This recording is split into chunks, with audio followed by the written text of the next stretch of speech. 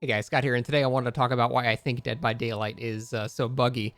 I don't want this to come across as a complaining video. Lord knows I have enough rants. I want this to be almost a kind of a defense for the devs because I think the things that they have to work with now are it's very easy to make mistakes. It's very easy to screw up. And I wanted to go over why I think that is. So I think what happened was early when they were first making DBD, they were probably fairly inexperienced. They probably built a fairly weak foundation and a very non-modular one, meaning it's not easy to add or remove things because they didn't expect that this game was going to get so big and they didn't expect they were going to be adding so many things to it. And from what I understand, they use blueprints for the majority of their work. Blueprints are basically a simpler visual form of coding, so you don't have to actually know C++ or anything like that, although you can supplement it and it helps. But it's a very simple way to still do great things. The blueprint system in Unreal Engine is actually very cool. I've used it before, and it's very intuitive, and it's great. The problem is making an entire game with this system becomes a bit more complicated. Now, some people have done that, but they're not very large games. It's very hard to have a game that's entirely based on blueprints. And I believe that this game was entirely based on blueprints because there was an update a while ago. They said in spring of 2019, they were working to change the blueprints from blueprints to C++.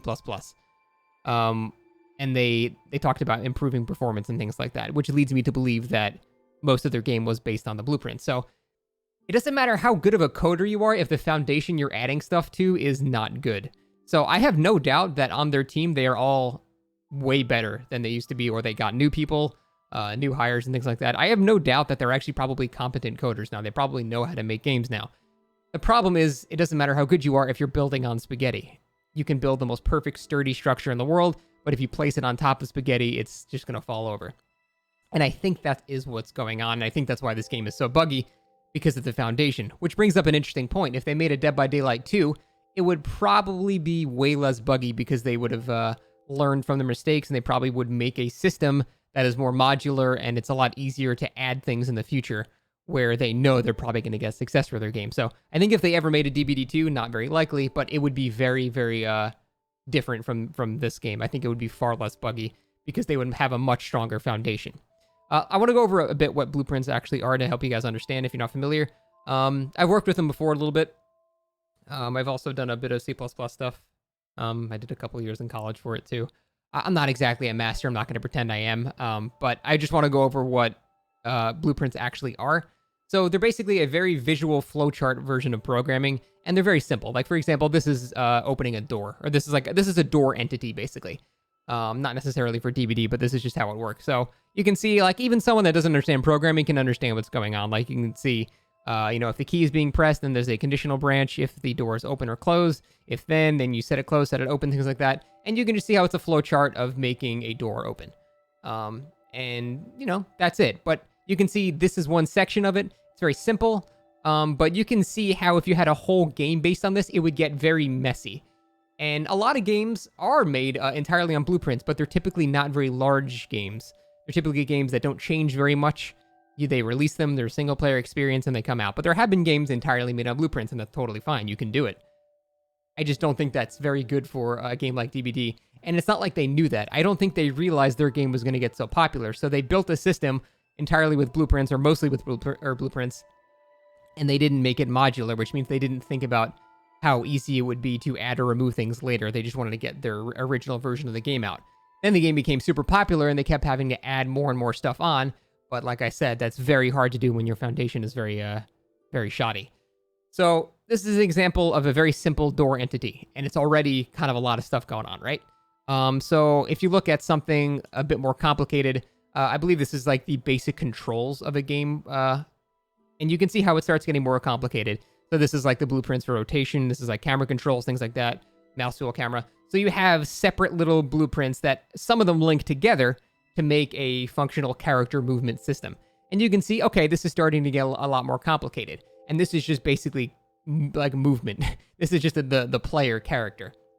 It looks like this is probably for a ship or something like that, because there's like turrets and thrusting and things like that. So this gets complicated already, and this is just, the movement of the player probably.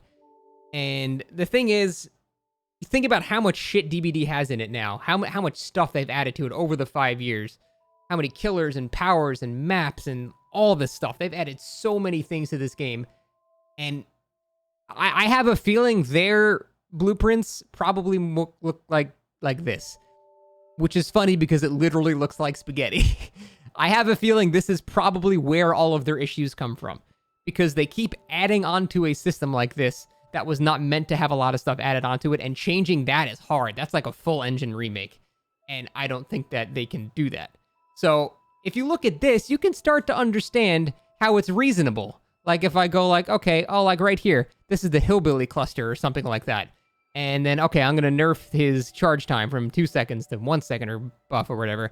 And then you go, oh, but wait a minute, that's connected to Haddonfield here, and now Haddonfield spawns 14 generators. Like, you can see how completely unrelated things can very easily be modified by accident if this is the system that they're working with.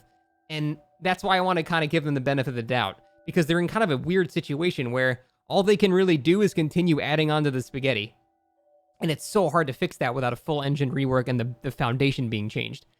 And I think that's where a lot of the problems come from, and I think that's why calling them like idiots and stuff like that is not necessarily fair, because at one point they may have been inept, but I don't think they are anymore. I think they're actually probably good at making games now.